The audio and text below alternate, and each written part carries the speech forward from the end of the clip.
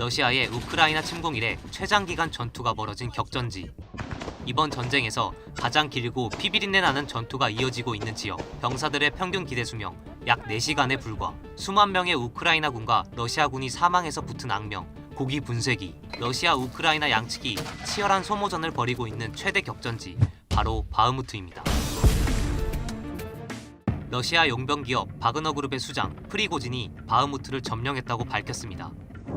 20.05.2023. Сегодня пополудня в 12 часов.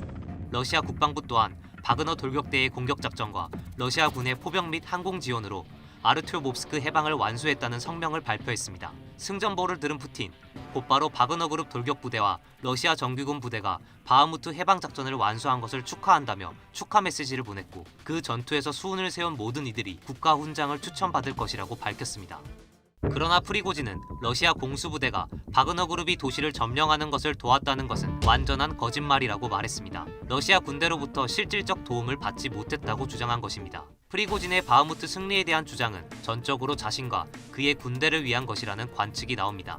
실제로 바흐무트의 가장 높은 지점에 러시아 깃발이 아닌 바그너 그룹 깃발을 배치하는 것이 보여지며, 이는 프리고진이 바그너 그룹의 더 많은 보급품과 책임 및 특권을 러시아 국방부로부터 부여받기를 원한다는 것입니다. 하지만 푸틴과 국방부는 러시아 정규군이 바흐무트 점령을 도왔다는 점을 강조함으로써 프리고진이 바흐무트 점령에 대한 전적인 공을 주장하는 것을 약화시키려 했다는 분석이 나옵니다. 러시아 정규군과 용병들과의 갈등은 골물대로 골문 상태입니다. 러시아 국방부는 동원 및 징집된 외국 인력을 자체 민간 군사회사에 통합하여 차별과 갈등을 야기하고 있습니다. 실제로 동원된 용병들 중 사상자를 추적하지 않는 경우가 빈번하며, 최전선에 동원된 용병들에 대한 지원은 열악하다 못해 참혹할 지경이라는 말이 나오고 있습니다. 용병들의 가족은 최전방에 동원된 용병 500명 중 137명만이 생還했다고 지적하고, 최소 2개 부대가 실종됐다고 주장했습니다. 이러한 상황에서 푸틴은 외국인 참전 시 복무하는 당사자뿐 아니라 가족까지 국적을 주겠다며 병력 동원에 박차를 가하고 있습니다. 기존 대통령령에는 최소 6개월 이상 전투 행위에 참여해야 한다는 내용이 포함되어 있었으나 개정안에서는 이 조건이 삭제됐습니다.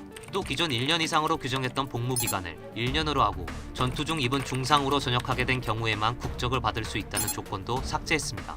러시아의 바흐무트 점령 주장을 젤렌스키 우크라이나 대통령이 인정했다는 혼란도 벌어졌는데요. 문제의 발언 들어보시죠. Mr. President, does Zelensky is Bakhmut still in Ukraine's hands? The Russians say they've taken Bakhmut. I think no. But you have to understand that there is nothing. They destroyed everything. There are no buildings.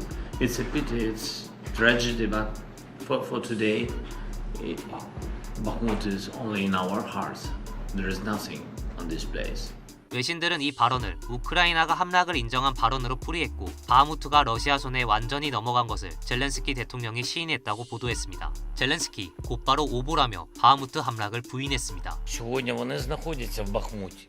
В яких точках ділитися не буду, але це говорить про те, що Бахмут не охоплений на сьогодні Російською Федерацією. 이처럼 러시아와 우크라이나의 바흐무트를 둘러싼 주장이 엇갈리는 상황. 미 싱크탱크 전쟁 연구소는 바흐무트 지역을 전술적, 작전적으로 중요하지 않다고 평가합니다. 바흐무트를 점령했다고 해서 러시아군이 공격 작전을 계속 수행할 수 있는 중요한 지형이나 우크라이나의 반격을 방어할 수 있는 강력한 위치가 아니라는 것입니다. 러시아 내부에서도 바흐무트 점령 주장을 축하하면서도 바흐무트는 베를린이 아니다라고 강조하고 있습니다. 도시 점령은 우크라이나에서 러시아의 목표를 달성하기 위한 어려운 작전의 또 다른 단계일 뿐이라는 것입니다. 그럼에도 불구하고 가장 피비린내 나는 전투로 기록되고 있는 바흐무트 전투는 지지부진한 전황 속 바흐무트가 가진 정치 상징적인 의미를 여실히 보여줍니다.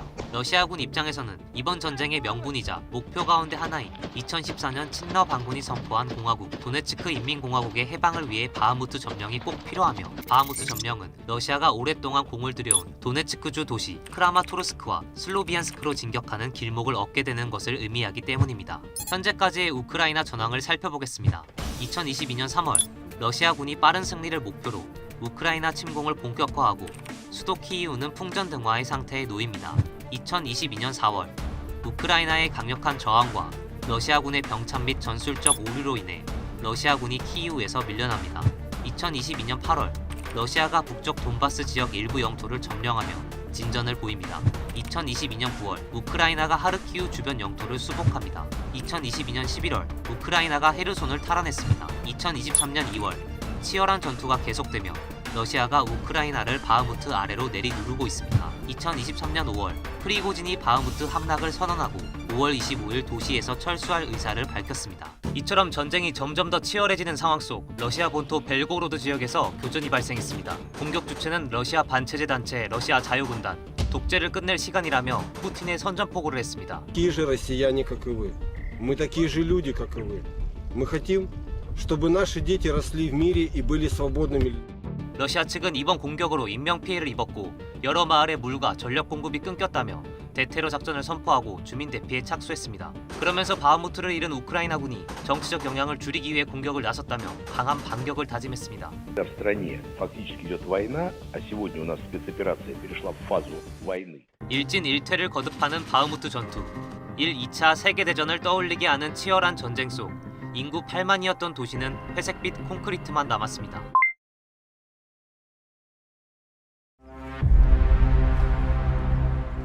Україна.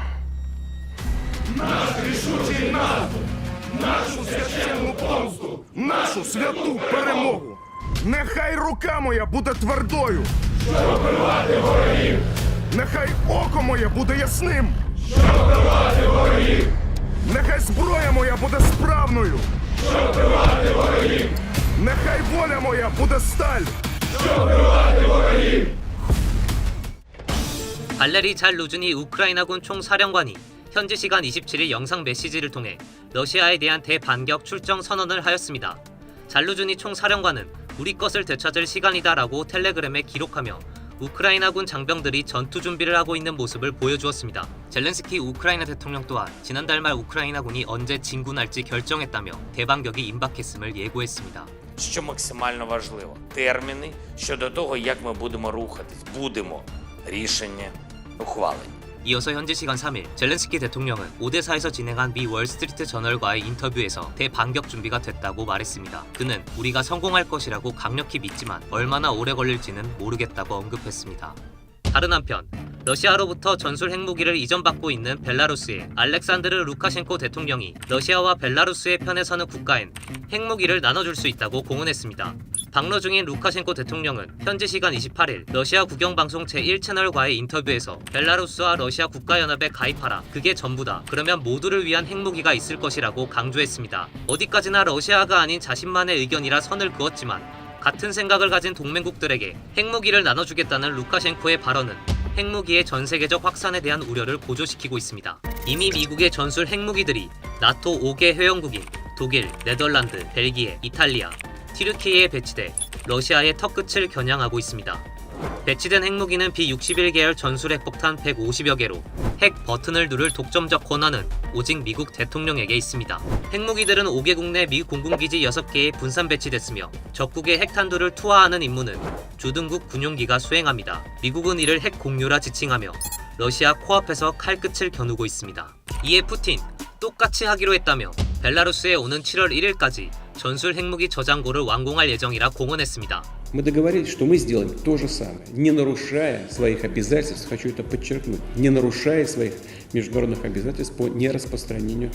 벨라루스에는 이미 핵 투발 수단인 이스칸데르 미사일과 폭격기가 배치된 상태, 유럽 전역에서 핵 확산 우려가 들끓으며 유럽 내 핵 보유국인 영국, 프랑스 또한 긴장의 끈을 놓지 않고 있습니다. 실제로 2022년 5월 러시아가 핵무기로 유럽을 200초 내에 타격할 수 있다고 주장하자 영국이 90초면 모스크바는 전멸할 것이라 맞받아치는 등 신경전을 펼치기도 했습니다. 이에 전쟁 당사국인 우크라이나, 러시아가 벨라루스를 핵 인질로 삼았다고 비난했고 미국 역시 러시아가 핵무기를 사용하면 중대한 선을 넘는 것이라고 경고했습니다. This is yet another example of making irresponsible and provocative choices. So we remain committed to collective defense of the NATO alliance. 러시아, 아랑곳하지 않고 이란산 드론을 이용해 키이우를 공습하는 것으로 답을 대신했습니다. 서방의 지원으로 우크라이나가 우세해질 것이라고 생각하는 건 착각일 뿐 진지한 행동은 시작도 안 했다는 것입니다. 전쟁에 대한 러시아의 자신감을 여실히 드러냈습니다. Realistic mistake to think that Ukraine may prevail, which Russia is 16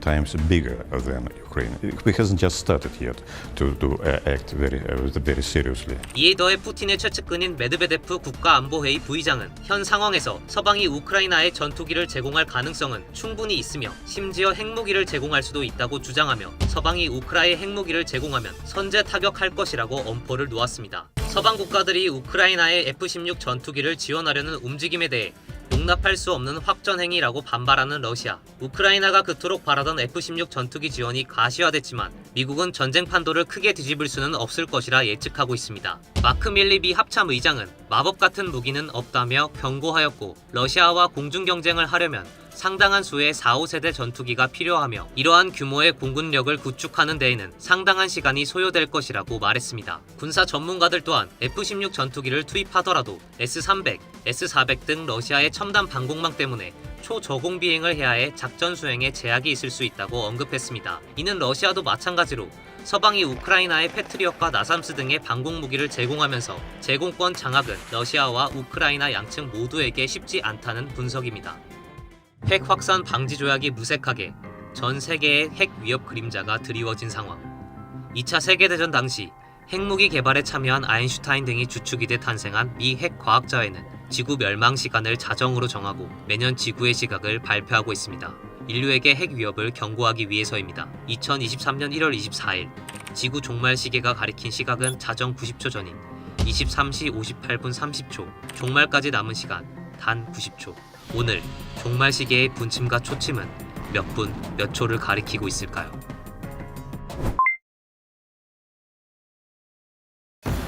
Our support for Ukraine will not waver.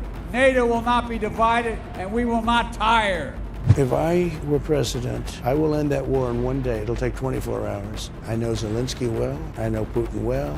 2024 미국 대선. Мы будем стремиться к демилитаризации и денацификации Украины. Не принесли війну, то війни би і де було джерело зла і смерті поза нашими кордонами. 2024 러시아 우크라이나 대선.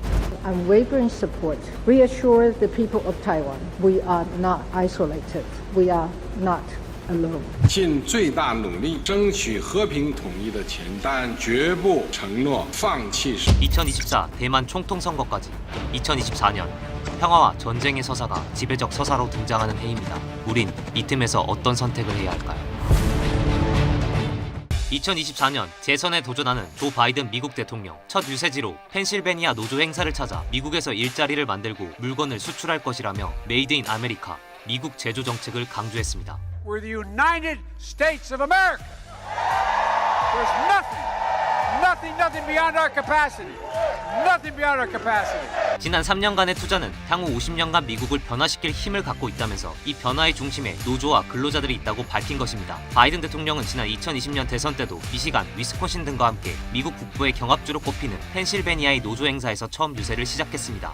바이든 대통령, 우크라이나 정책과 관련해서는 전폭적인 지원과 나토 동맹의 굳건함을 강조했습니다. 현지 시간 6월 13일 나토 사무총장과의 회담에서 그는 우리는 나토의 동쪽 측면을 강화했고 단 1인치의 나토 영역까지 지켜내겠다는 점을 명확히 해왔다. 재차 말하건대 나토 조약 5조에 대한 미국의 약속은 바위처럼 굳건하다고 말했습니다. 나토 조약 5조는 회원국 일방에 대한 무력 공격을 전체 회원국에 대한 공격으로 간주해 필요시 무력 사용을 포함한 원조를 제공한다고 규정하고 있습니다. 바이든은 또 나토 회원국들이 방위의 국내 총생산의 2%를 충분히 지출하도록 노력하는 것에서부터 그 모멘텀을 구축하겠다고 언급했습니다. 반면 내년 미국 대선에 출마한 공화당 유력 후보 도널드 트럼프 전 대통령은 5월 11일 CNN 타운홀 미팅에서 우크라이나 전쟁에 관해 어느 나라가 승리하기를 희망한다는 답변은 하지 않은 채 모든 사람이 그만 죽기를 바란다고만 말해 우크라이나에 대한 강력한 지원을 종료할 가능성을 시사했습니다. 트럼프는 우크라이나 지원이 미국에는 필수적이지 않다는 이유로 우크라이나전 지원에 회의적인 입장을 보여왔습니다.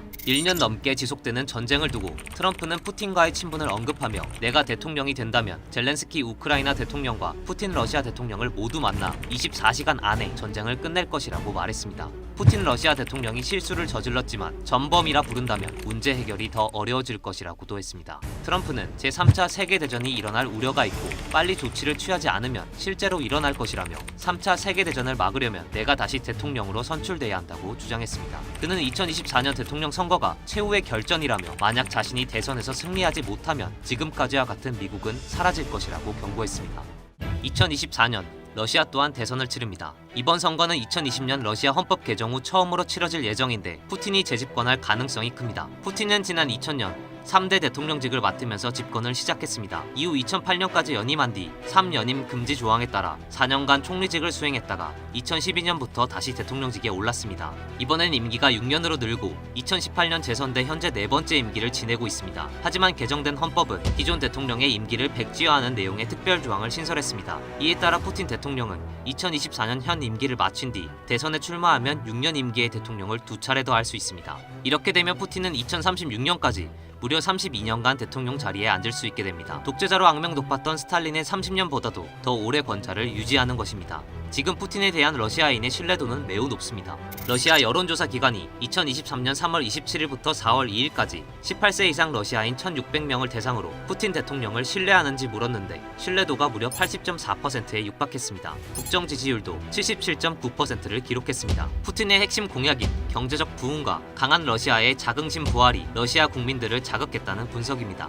푸틴의 정적으로 꼽히는 나발리는 사기 등의 혐의로 징역 9년형을 선고받고 2년 넘게 복역 중이며 추가된 혐의로 인해 곧 열릴 재판에서 최고 30년의 징역형을 선고받을 수도 있는 상태여서 푸틴은 실질적으로 단독 후보인 셈입니다. 차기 우크라이나 대통령 선거도 우크라이나 헌법에 따라 현직 대통령 젤렌스키 임기 5년 차인 2024년에 실시됩니다. 하지만 2022년 러시아의 우크라이나 침공으로 전시 상황인 상태라 대선이 정상적으로 치러질지 또 젤렌스키가 재선에 도전할지 주목됩니다. 젤렌스키는 2019년 코미디언 출신으로 정치개혁을 바라는 민심에 힘입어 우크라이나 대통령으로 취임했습니다. 2019년 우크라이나 대선에서 젤렌스키는 73% 득표율을 기록하며 24%에 그친 페트로 포로셴코 전직 대통령을 3배 넘는 차이로 이겼습니다. 그는 취임 당시 의회 해산을 선언하고 칠러 반군이 장악한 돈바스 지역과 2014년 러시아에 병합된 크림반도를 되찾겠다고 다짐하기도 했습니다. 다른 한편 대만 또한 2024년 총통선거를 앞두고 있습니다. 대만의 정치 스펙트럼은 크게 민주진보당, 이하 민진당과 국민당으로 나뉩니다. 민진당은 대체로 대만의 자치, 대만의 정체성, 중국에 대한 회의론을 지지합니다. 반면 국민당은 중국과의 폭넓은 연계와 함께 긴밀한 경제적, 문화적 관계를 선호합니다. 차이잉원 현 대만 총통은 민진당 소속으로 2016년부터 임기를 시작해 2020년 연임에 성공, 중국을 멀리하고 미국을 가까이하는 정책을 펴며 중국과 대만, 양안 관계의 긴장이 점점 고조되는 상황입니다. 차이잉원 대만 총통은 전쟁은 선택사항이 아니며 대만해협 문제는 반드시 평화적으로 해결돼야 한다고 말했습니다. 차이 총통은 이어 우리는 현상 유지에 힘쓰고 충돌 발생을 피하며 대등한 대화를 통해 양안 간 이견을 해소하고 건전하고 질서 있는 교류를 촉진할 것이라고 말했습니다. 내년 1월 총통 선거를 앞둔 대만, 8년 만에 정권 교체를 노리고 있는 친중 성향 대만 최대 야당인 국민당은 허우유이 신베이 시장을 후보로 확정했습니다. 집권 민진당은 라이칭더 현 부총통이 총통 선거에 출마합니다. 다가오는 2024년, 전문가들은 각국의 역대급 대선이 러시아 우크라이나 전쟁의 물꼬를 바꿀 변곡점이자 동아시아의 화약고로 꼽히는 대만해협, 양안 관계의 위중 대리전이라 평가하고 있습니다. 미국, 러시아, 중국, 강대국들 사이에서 외교, 안보, 경제적인 결단을 내려야 하는 대한민국. 2024년 각국의 대선을 주목해야 하는 이유입니다. 푸틴이 무장 반란 사태 이후 프리고진과 바그너 지휘관들을 포함해 총 35명과 3시간가량 회의를 진행했다. 크렘린궁이 푸틴과 프리고진이 만났다고 밝혔습니다. 이 자리에서 푸틴은 바그너 지휘관들에게 추가 고용 옵션을 제안한 것으로 알려졌으며 바그너 지휘관들은 푸틴에게 그들이 국가와 푸틴의 충성스러운 지지자이자 군인임을 확신시켰습니다. 500일을 넘긴 이번 전쟁에서 푸틴이 요긴하게 활용한 군사 집단이 있습니다. 바로 바그너 그룹입니다. 바그너 그룹, 민간 군사회사입니다. 용병이죠. 이들은 정규군과 달리 법과 제도로부터 매우 자유롭습니다. 법과 제도 따윈 신경 쓰지 않는다는 뜻이죠. 전투 효율성이 높을 수 있지만 그만큼 전쟁 범죄 가능성도 크다는 걸 의미합니다. 푸틴은 이들을 활용해 전쟁을 효율적으로 수행하고자 했습니다. 저비용, 고효율. 푸틴은 바그너 그룹을 통해 국민 반발을 불러올 징집 없이도 군사들을 모을 수 있었고 이들은 푸틴의 수족이 됐습니다. 전쟁터에서 저비용 고효율은 무책임을 불렀습니다. 범죄자부터 살인자까지 총 들겠다면 누구든지 가리지 않고 닥치는 대로 끌어모은 바그너 그룹은 잔혹했고 비인간적이었습니다. 이들은 정규군이 꺼리는 일명 지옥 같은 전쟁터에 앞장서 뛰어듭니다. 피를 원하는 용병부터 돈을 원하는 용병까지 각기 다른 목적으로 전쟁터에 자발적으로 참여한 그들은 전투 승리를 위해 수단과 방법을 가리지 않습니다. 이렇게 무자비함으로 무장한 초법적 용병들은 푸틴에게 가뭄의 담비와도 같은 존재였고 믿고 쓸 수 있는 칼이었습니다. 바그너 그룹 덕분에 무리한 징집으로 인한 비판 여론을 신경 쓸 필요도 없었고 무리한 작전 지시에 따른 위험 부담도 적었으니까요. 하지만 믿고 쓰던 칼이 손가락을 베어버렸습니다. 군수 지원 문제로 정규군과 갈등을 빚던 용병들이 반란을 일으킨 겁니다. 바그너 그룹의 수장 프리고진은 정규군이 군수 지원은 고사하고 자신들에게 폭격까지 가했다며 군사를 몰고 푸틴이 있는 모스크바로 진격했습니다. 프리고진은 쇼이구 국방장관과 게라시모프 총참모장 등 정규군 책임자들의 경지를 요구하며 모스크바로 향했고 푸틴은 간신히 반란의 불꽃을 진화했습니다. 어떻게 반란을 잠재웠는지 구체적인 내용은 추측만 무성할 뿐 아직 알려진 바가 없습니다. 분명한 건 푸틴은 절대 용병들을 버릴 수 없다는 겁니다. 풍부한 실전 경험을 토대로 한 전투 능력 면에서도 그렇지만 푸틴에게 용병들은 주군을 위해 목숨을 바치는 친위대 혹은 별동대와도 같기 때문입니다. 용병들이 작성한 계약서 내용이 공개돼 화제가 된 적이 있었습니다. 용병들은 푸틴에게 반기를 들지 않겠다는 충성 서약서를 작성하고 정규군이 아닌 민간 군사업체 바그너 그룹에 합류했습니다. 현대판 주군과 친위대로 완벽한 전쟁의 외주화입니다. 하지만 프리고진을 좌시할 수는 없습니다. 반란 주동자로 절대 권력에 치명상을 입힌 장본인이라서 그렇습니다. 그렇다고 죽일 수도 없습니다. 프리고진에 대한 용병들의 믿음은 절대적인 상황. 만약 푸틴이 프리고진을 제거한다면 버릴 수 없는 용병들에게 스스로 등을 돌리는 셈입니다. 용병들을 다시 하나로 모을 구심점을 찾기도 결코 쉬운 일이 아닙니다. 게다가 최전방에서 목숨을 걸고 싸웠던 용병들의 수장을 죽인다면 러시아 안의 초국수주의자들의 여론이 안 좋아질 것은 불보듯 뻔한 일입니다. 이미 초국수주의자들의 여론은 푸틴에게 그리 호의적이지 않습니다. 포로로 잡힌 우크라이나군 지휘관들이 석방돼 얼마 전 자국으로 귀환한 게 큰 이유입니다. 우크라이나 특수부대인 아조우 연대는 지난해 5월 러시아의 무차별 포격에 맞서다 항복해 포로로 잡혔습니다. 이후 티르키의 중재로 양국 간 포로 교환이 이뤄졌는데 조건은 지휘관들이 종전 때까지 티르키에 머무는 것이었습니다. 하지만 전쟁 발발 500일째인 지난 8일 해당 지휘관들이 고국으로 귀환했다는 사실이 공식 발표됐습니다. 우크라이나와 티르키의 정상회담 결과인데 이를 두고 러시아 초국수주의자들은 크렘린궁을 비판하고 있습니다. 왜 제3국으로 보냈냐? 최전방의 사기를 떨어뜨린다. 러시아를 분열에 빠뜨린다며 푸틴을 비난하고 있습니다. 그동안 푸틴은 마리우폴에서 잡은 아조우 연대 지휘관들을 나치라 지칭하며 그들을 전쟁의 명분으로 삼아온 터라 이번 비판이 더 뼈아플 수밖에 없습니다. 자국 내 비판도 비판이지만 푸틴 입장에선 북대서양 조약기구 나토의 유일한 우방 티르키예의 뒤통수를 맞은 게 특히 치명타입니다. 이미 등 돌린 티르키예는 우크라이나의 나토 가입을 지지한다는 뜻까지 밝혀 푸틴의 입지는 더더욱 줄어들었습니다. 에르도안이 티르키예 대통령으로 재선출되자마자 친애하는 친구라며 치켜세운 푸틴의 낯빛이 더욱 어두워질 수밖에 없는 상황입니다. 전쟁의 외주화를 통해 자국 민심을 잃지 않고 전쟁을 치르려던 푸틴은 지금 안팎으로 최대 위기를 맞았습니다. 안에선 악화한 민심은 물론 프리고진의 반란으로 용병들의 결속력까지 수습해야 하는 처지가 됐고 밖에선 우방 티르키예의 배신에 맞서야 하는 상황입니다. 특히 바그너 그룹이 사실상 제 역할을 하지 못하는 상황에서 미국이 내년 대선을 앞둔 푸틴을 가만히 둘 리가 없습니다. 이번 집속탄 지원 결정은 대반격을 시작한 우크라이나의 부족한 화력을 충분히 채워줄 쐐기로 작용할 것입니다.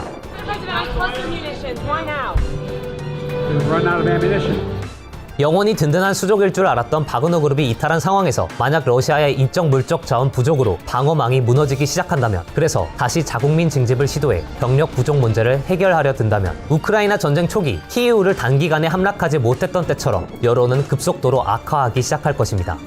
이는 푸틴의 통치 기반의 뿌리를 흔들고 가뜩이나 혼란스러운 러시아 군부를 분열시키는 계기가 될 수 있습니다. 200명 남짓한 러시아 내 친우크라 민병대는 푸틴 정권이 내년 말 종말을 맞게 될 것이라고 예고했습니다. 바그너 그룹의 반란에 병력 부족, 민심 악화까지 우크라이나 편인데다 힘없는 소수 민병대의 말이라고 해서 흘려듣기엔 상황이 심상치 않습니다. 사마천이 쓴 역사서 사기에 이런 말이 나옵니다. 외부의 적보다 내부의 적이 더 무섭다. 결국 우크라이나와 미국, 서방이 노리는 건 러시아 내부의 분열입니다. 언제, 어떻게 바뀔지 모르지만 적어도 지금 러시아의 내부 상황은 푸틴의 통제 범위를 점점 벗어나고 있다는 관측이 지배적입니다. 러시아의 침공으로 시작된 우크라이나 전쟁이 새로운 변곡점을 맞았습니다. 그동안 러시아의 공세를 방어하는 데 주력했던 우크라이나가 간격을 넘어 러시아 본토를 공격하고 있습니다. 러시아 점령지 또는 국경 지역이 아닌 러시아의 심장부 모스크바를 공격했다는 점에서 이전과 차이점이 있습니다. 러시아를 타격하는 우크라이나의 주력 무기는 무인 드론입니다. 이와 관련 미국 뉴욕타임스는 이렇게 표현했습니다. Small strikes and big ambitions. 공격 규모는 작지만 거기엔 큰 야망이 담겨 있다. 우크라이나 드론에 실린 야망을 들여다봤습니다.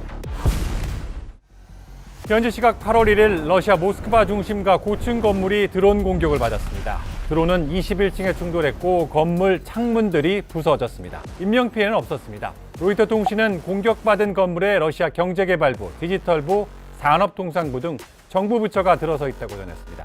이와 관련 러시아 국방부는 이날 총 3대의 드론이 모스크바로 날아왔고 이 가운데 2대는 모스크바 서쪽 외곽에서 격추했다고 밝혔습니다. 나머지 한 대도 전파를 차단하는 방법으로 요격했지만 건물과의 충돌을 막지는 못했습니다. 이 건물에는 이틀 전인 30일에도 드론 공격으로 폭발이 일어났습니다. 2차례 공격 모두 우크라이나가 보낸 드론으로 추정됩니다. 그동안 상대적으로 전쟁을 체감하기 힘들었던 모스크바 시민들에겐 충격과 공포로 다가왔을 가능성이 큽니다. Короче, сразу взрыв такой. Мы сразу как побежали, там уже осколки, уже дым сразу наверх пошел. Около 3:43 я прям просыпаюсь от лютого грома. Я подумала, может гром, может молния. Смотрю, нет ни дождя, ничего. И я понимаю, что у меня собака забилась от страха под диван. 우크라이나가 드론 공격으로 이루려는 목적이 바로 이 부분입니다. 예측할 수 없는 공격으로 러시아 국민 사이에 공포심을 확산시키는 겁니다. 물론 우크라이나 정부가 드론 공격을 공식 인정한 적은 단 한 번도 없습니다. 부인도 인정도 하지 않으면서 모호한 입장을 유지하고 있습니다. 그런데 지난달 30일 모스크바에 대한 드론 폭발 직후 젤렌스키 우크라이나 대통령은 그동안의 모호한 입장과 상반된 성명을 발표했습니다. Поступова війна повертається на територію Росії до її символічних центрів та військових баз, і це неминучий, природній та абсолютно справедливий процес. 러시아 본토에 대한 공격을 본격 시작하겠다는 선언처럼 들립니다. 러시아 본토를 노린 우크라이나의 드론 공격은 올해 들어 급증했습니다. 5월 3일 크렘린궁을 시작으로 최근 모스크바 경제지역 공격까지 확인된 것만 67건입니다. 지난해 발생한 드론 공격과 비교할 때 불과 2달 사이 2배 정도 늘었습니다. 기존 공격이 러시아 군사시설과 석유 저장소 등을 노렸다면 최근 공격은 수도 모스크바, 특히 민간인들이 거주하는 지역을 집중 타격하는 양상입니다. 앞서 설명한 것처럼 모스크바 시민들에게 예측할 수 없는 공격에 대한 공포심을 주입해 푸틴의 야욕에 부담을 주기 위함으로 해석됩니다. 실제로 전문가들은 러시아 수도 모스크바 중심부에서 드론이 폭발할 때마다 우크라이나가 다음에 어디를 공격할지에 대한 불확실성이 커질 것이라고 예상합니다. 군사력에서 여전히 절대 열세인 우크라이나 입장에선 작은 드론 공격을 통해 엄청난 심리적 효과를 가져올 수 있습니다. 그렇다면 우크라이나는 이런 드론들을 어디서 공급받고 있을까요? 정답은 자체 조달입니다. 뉴욕타임스에 따르면 전쟁이 시작될 당시 우크라이나의 7개 회사가 드론을 제작했습니다. 현재는 무려 40개 이상의 업체가 우크라이나 정부와 계약을 맺고 드론을 제작 중입니다. 제작 비용 일부는 민간 자금과 기부금에 의존하고 있습니다. 우크라이나 정부가 개발한 드론은 장거리 이동에 초점이 맞춰졌습니다. 러시아 수도 모스크바를 타격하기 위해선 장거리 비행이 필수이기 때문입니다. 뉴욕타임스가 확인한 우크라이나 자체 개발 드론은 크게 3종류. 먼저 우크라이나 자폭 드론으로 불리는 보버, 그리고 UJ-22 에어본, 그리고 이름을 알 수 없는 또 다른 기종입니다. 모두 장거리 비행의 강점인 기종들입니다. 기종에 따라 차이가 있지만 최대 6시간, 900km 거리까지 비행이 가능한 것으로 전해지고 있습니다. 우크라이나 국경 지역에서 날리면 모스크바를 포함해 웬만한 러시아 주요 도시들이 사정권에 들어옵니다. 뉴욕타임스 보도에 따르면 우크라이나가 개발한 드론들은 우크라이나 인플루언서 이오로 라첸코프의 SNS 계정을 통해 간접 확인됐습니다.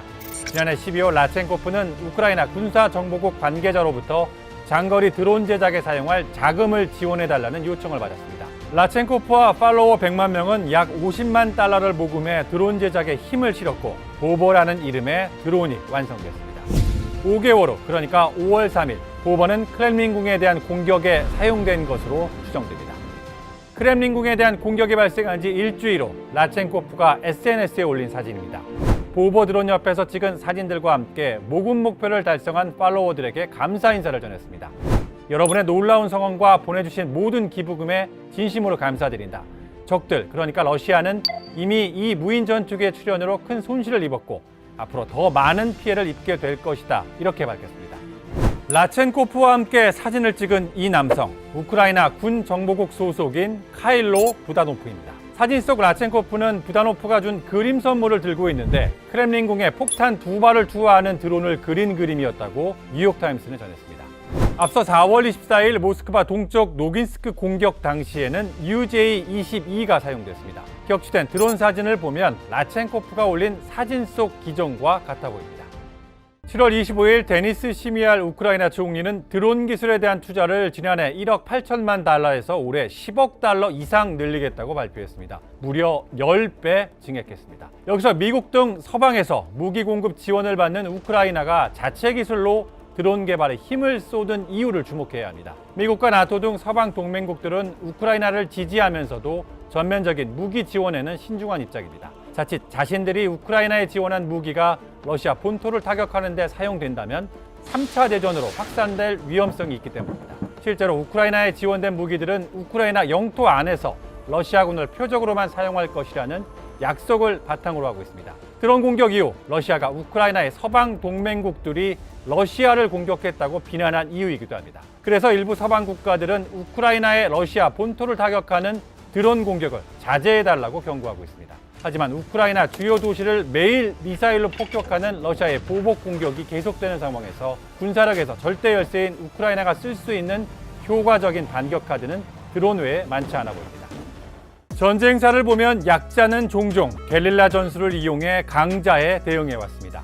게릴라 전술은 예측 불가능한 소규모 공격, 예를 들면 매복과 같은 전략을 통해 적의 심리를 흔들고 공포를 조장하는 방식을 취합니다. 지렛대처럼 작은 힘으로 큰 힘을 누르는 전략입니다. 러시아 심장부 모스크바에 집중되고 있는 우크라이나의 드론 공격은 이런 게릴라 전술에 빗댈 수 있습니다. 소규모 공격으로 러시아 국민에게 전쟁에 대한 공포를 주입하는 방식이죠. 공포를 통해 여론이 나빠지면 푸틴의 전쟁 추진력 또한 약해질 수 있다는 점을 노리고 있을 겁니다. 그러나 이러한 우크라이나의 드론 전술이 자칫 3차 대전 또는 핵전쟁으로 확산하는 도화선이 될 수도 있다는 점에서 분명 우려의 목소리도 나오고 있습니다. 섬세한 전략과 균형 잡힌 접근 방식이 없으면 작은 불씨에서 대혼란이 발생할 수 있기 때문입니다. 지금까지 한방 이슈 김재영입니다. 끝이 보이지 않는 우크라이나 전쟁에 막대한 영향력을 행사하는 의외의 인물이 있습니다. 바로 스페이스X CEO 일론 머스크입니다. 머스크는 위성 인터넷 스타링크를 앞세워 엄청난 영향력을 행사하고 있습니다. 사실상 우크라이나가 할 수 있는 것과 할 수 없는 것을 머스크가 결정하고 있다고 해도 과언이 아닙니다. 우주로 쏘아 올린 위성을 통해 인터넷을 연결하는 스타링크. 지구를 벗어난 우주 공간에서 머스크의 지배력은 타의 추종을 불허합니다. 밤하늘의 풍경을 바꿔놓은 머스크의 우주 지배권에 대해 알아보겠습니다. 러시아가 우크라이나를 침공한 지난해 2월, 러시아군은 우크라이나 통신 시설을 최우선 순위로 공격했습니다. 우크라이나 군이 사용하는 초고속 통신 회사의 위성 시스템을 사이버 공격으로 다운시켰습니다. 통신 시스템에 대한 공격은 전쟁 전술의 기본 중 기본. 거의 모든 군사 장비가 디지털로 연결된 현대 전쟁에선 그 중요성이 더 부각되고 있습니다. 군대와 지휘관이 오프라인 상태가 되자 우크라이나 정부는 크게 당황했습니다. 그야말로 아무것도 할 수 없는 상황. 우크라이나 정부는 곧바로 일론 머스크에게 도움을 요청했습니다. 머스크의 스페이스X가 운영하는 위성 인터넷 스타링크를 사용하기 위해서입니다. 도움을 요청한 지 불과 몇 시간 만에 우크라이나에서 스타링크가 활성화됐습니다. 그리고 며칠 후 위성 인터넷 신호를 수신하는 지상용 스타링크 단말기가 도착했습니다. 숲, 산, 들판 등 지형이나 환경에 구애받지 않는 위성 인터넷 스타링크를 통해 최대 100mbps 초고속 통신이 가능해지자 우크라이나군은 정찰 드론 등 디지털 장비를 이용해 러시아군을 효율적으로 타격했습니다. 포병, 지휘관, 조종사가 온라인 채팅을 하면서 동시에 드론 영상을 볼 수 있게 됐고 목표 발견부터 타격까지 걸리는 시간이 기존 20분에서 1분으로 단축됐습니다. 기동성이 극대화되며 이른바 치고 빠지는 전략이 가능해졌습니다. 반면 재래식 무기에 의존한 러시아군은 우크라이나군의 기동성에 고전했습니다. 침공 초기 수일 만에 전쟁을 끝내겠다던 러시아의 호언장담이 허세가 되어버린 이유입니다. 스타링크의 위력에 대해 우크라이나 군 수뇌부는 이렇게 표현합니다. 우크라이나 전장 결정은 스타링크의 지속적인 사용에 달려있다. 스타링크가 없으면 비행도 할 수 없고 통신도 할 수 없다. 위성 인터넷 업체는 일론 머스크의 스페이스X 말고도 있습니다. 그런데 우크라이나는 왜 머스크에게만 도움을 요청했을까요? 그럴 만한 확실한 이유들이 있습니다. 먼저 스페이스X는 규모에서 경쟁사를 압도합니다. 현재 지구 궤도를 돌고 있는 스타링크 위성은 4,500여 개. 전체 활성 위성의 50% 이상을 차지합니다. 머스크는 향후 몇 년 안에 위성을 42,000개까지 늘릴 계획입니다. 여기에 품질도 압도적입니다. 스타링크는 모두 소형 저궤도 위성입니다. 지구상공 약 480km에서 작동하는데 이는 기존 위성 인터넷 서비스보다 지구와 60배 가까운 거리입니다. 지구와 거리가 가까울수록 지상에서 수신하는 인터넷 신호의 세기가 강해지기 때문에 초고속 인터넷을 안정적으로 쓸 수 있습니다. 스타링크의 평균 다운로드 속도는 초당 약 100mbps로 기존 서비스보다 10배 이상 빠릅니다. 지연 시간 역시 10배 이상 짧습니다. 다만 지구와 거리가 가깝고 크기가 작은 소형이다 보니 커버하는 영역이 작습니다. 그래서 많은 양의 소형 위성이 필요합니다. 지구 궤도를 촘촘하게 채운 스타링크 위성은 레이저를 사용해 가장 가깝게 떨어진 위성과 인터넷 신호를 서로 연결하는 방법으로 작은 커버 지역을 보완합니다. 사용자는 지상의 DC로 불리는 스타링크 단말기만 있으면 원하는 곳, 원하는 시간 초고속 인터넷을 끊김없이 이용할 수 있습니다.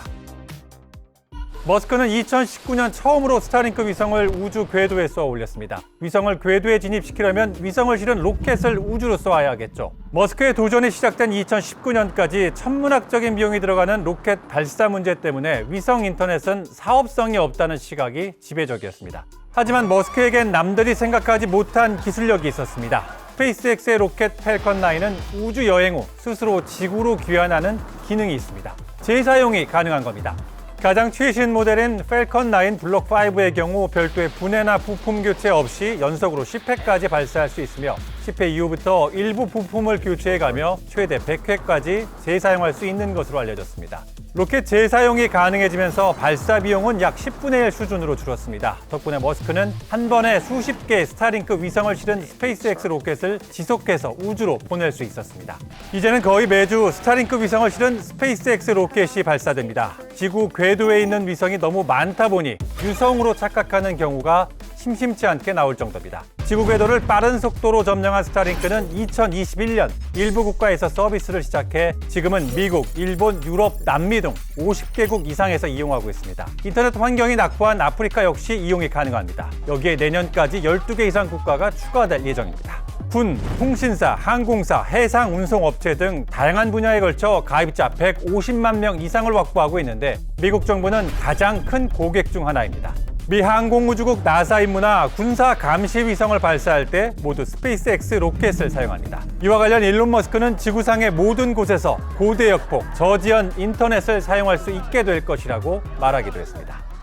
스타링크는 전쟁이나 재난지역 또는 산간이나 도서지역 등에서 인터넷에 접속할 수 있는 유일한 방법인 경우가 많습니다. 앞서 설명한 우크라이나가 대표적 사례입니다. 현재 우크라이나에서는 군대, 병원, 기업, 구호단체에서 42,000대 이상의 스타링크 단말기를 사용하고 있습니다. 지난해 러시아 폭격으로 광범위한 정전이 발생했을 때도 공공기관이 온라인 상태를 유지할 수 있었던 이유도 스타링크였습니다.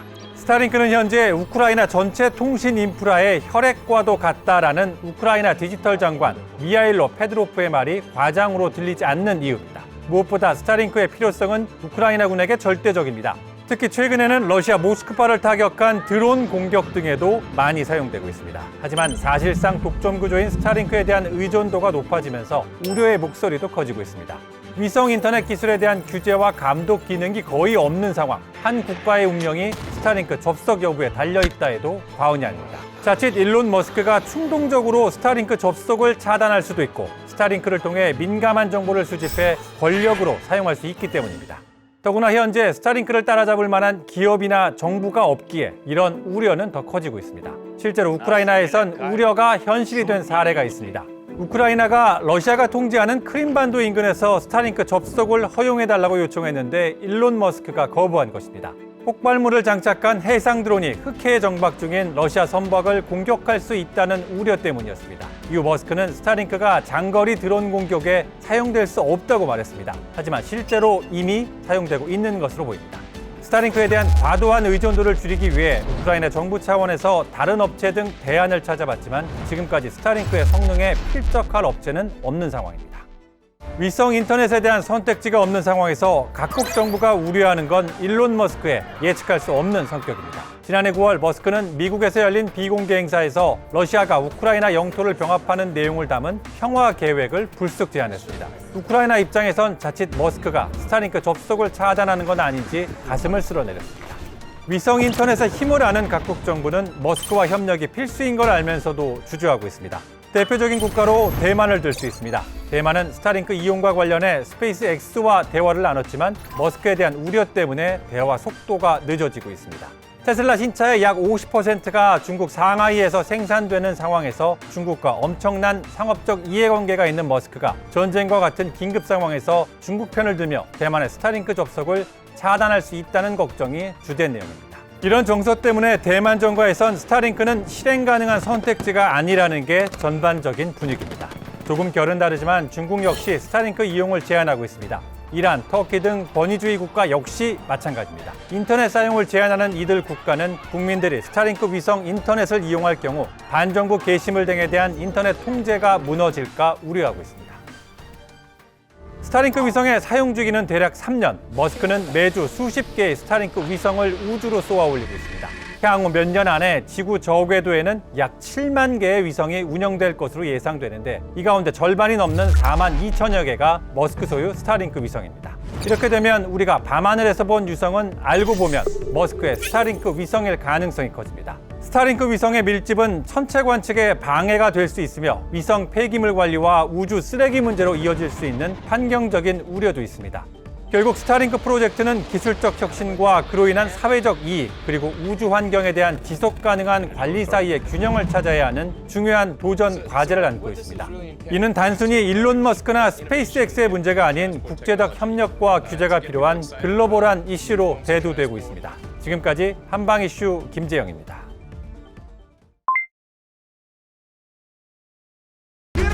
민간 군사기업 바그너 그룹의 수장인 프리고진의 사망이 나토 동부전선을 흔들고 있습니다. 바그너 용병들이 푸틴의 통제를 받게 될 가능성이 커졌기 때문입니다. 용병들은 현재 친러시아 국가인 벨라루스에 주둔하고 있습니다. 벨라루스와 국경을 맞댄 나토 회원국들은 긴장 상태입니다. 나토의 아킬레스건 수바우키 회랑 때문입니다. 완만한 평야를 지나는 좁고 긴 길, 수바우키 회랑이라 불리는 97km 길이의 도로입니다. 양옆엔 나토 회원국인 폴란드와 리투아니아가, 양끝단엔 칠러국가 벨라루스와 러시아의 여교 영토 칼리닝그라드가 있습니다. 칼리닝그라드는 러시아 주력 함대인 발트 함대의 본거지이자 핵탄두를 탑재할 수 있는 미사일이 배치된 곳입니다. 러시아로선 수바우키 회랑에 군침을 흘릴 수밖에 없습니다. 군사 요충지인 칼리닝그라드까지 가는 유일한 육로면서 발트 3국을 폴란드 등 나토 회원국들로부터 떼어놓을 수 있는 곳이기 때문입니다. 그렇다고 함부로 손댈 수는 없습니다. 나토 회원국들의 국경지대에서 러시아 정규군이 군사 행동을 할 경우 최대 다국적군인 나토군에 개인 명분을 내줄 수 있기 때문입니다. 용병들이라면 어떨까요? 바그너 용병들이 수바우키 회랑에서 국지 도발이나 제한적 침입을 한다면 과연 나토군이 적극적으로 대응할 수 있을까요? 그러지 못할 거란 전망이 지배적입니다. 나토 회원국 간의 이해 관계가 갈리기 때문인데 프랑스와 독일로 대표되는 서방 동맹국들이 러시아의 보복 가능성을 내세우며 주저할 가능성이 크다는 분석이 나옵니다. 이게 바로 푸틴이 바그너 용병을 필요로 하는 이유입니다.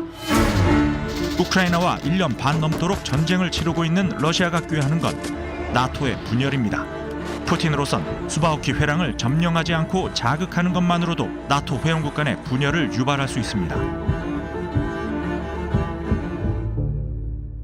비군사적으로 지역 정세를 흔드는 방법도 있습니다. 난민의 무기화입니다. 난민을 이른바 하이브리드 전쟁의 수단으로 활용하는 겁니다.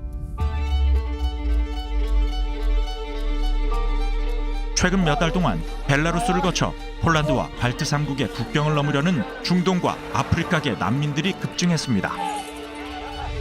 폴란드와 발트 3국은 벨라루스 정부가 난민 밀어내기를 주도하는 걸로 의심하고 있는데 이들 나라들이 특히 경계하는 건 역시 바그너 용병입니다. 용병들이 불법 이민자들의 입국을 돕거나 아예 불법 이민자로 위장해 침투하는 걸 걱정하고 있습니다. 최근 네 나라 내무장관들이 모여 계속 이런 식이면 국경을 전면 봉쇄하겠다고 경고한 것도 이 때문입니다. 수바우키 회랑이 시작되는 곳 프로드나라는 작은 도시입니다. 벨라루스 영토인 이곳에서 최근 대규모 군사 훈련이 실시됐습니다. 벨라루스 육군 중심의 합동 기동 훈련이었습니다. 이 훈련에 바그너 용병 수백 명이 참가했습니다. 용병들은 벨라루스 주둔 이후 현지 군부대의 훈련을 도와왔습니다. 이번 기동 훈련에서도 드론 전술 훈련과 부대 간 연계 전술 훈련 등을 이끈 것으로 보입니다. 수바우키 회랑을 사이에 두고 국경을 맞댄 폴란드와 리투아니아는 병력 증원과 전자 감시 장비 첨단화, 국경 검문소 폐쇄를 단행했습니다. 용병들의 움직임을 주시하며 긴장을 늦추지 않았습니다. 이런 와중에 갑작스럽게 발생한 프리고진 사망 사건. 죽음 여부를 둘러싼 음모론이 끊이지 않는 가운데 러시아는 프리고진의 사망을 공식 확인했습니다. 프리고진 사망 이틀 뒤 푸틴은 바그너 그룹에 충성 맹세를 명령했습니다. 충성을 맹세하고 무기를 지키든가 무장 해제당한 뒤 감옥에 가라는 경고성 메시지입니다. 수장 잃은 용병들을 빠르게 접수하겠다는 뜻을 분명히 밝힌 겁니다. 하지만 뜻대로 되지 않을 수도 있습니다. 적어도 10개국에 퍼져 있는 용병들을 단숨에 통제하기란 쉽지 않습니다. 프리고진 사망을 둘러싼 푸틴 배후설도 변수입니다. 프리고진에 충성했던 용병들의 분노 때문입니다. 용병들 사이에선 진실이 밝혀지면 가만히 있지 않겠다. 모스크바에서 다시 폭력적인 반란이 일어날 것이다 라는 말이 나옵니다. 이미 용병 일부가 벨라루스를 떠나 러시아로 향한다는 언론 보도가 나오기도 했습니다. 이렇게 되면 푸틴은 수바우키 회랑에서 나토의 단일 대우를 흔드는 성동격서 전략을 펴기는커녕 또 한 번 리더십 위기를 맞을 수 있습니다. 바그너 그룹을 매개로 추진해온 아프리카와 중동 내에서의 영향력 확대에도 차질이 불가피합니다. 결국 동유럽의 새로운 화약고 수바우키 회랑 근처에 모여있는 바그너 용병들, 적어도 당분간은 나토에게나 푸틴에게나 치명타를 가할 수 있는 위협적인 존재들입니다.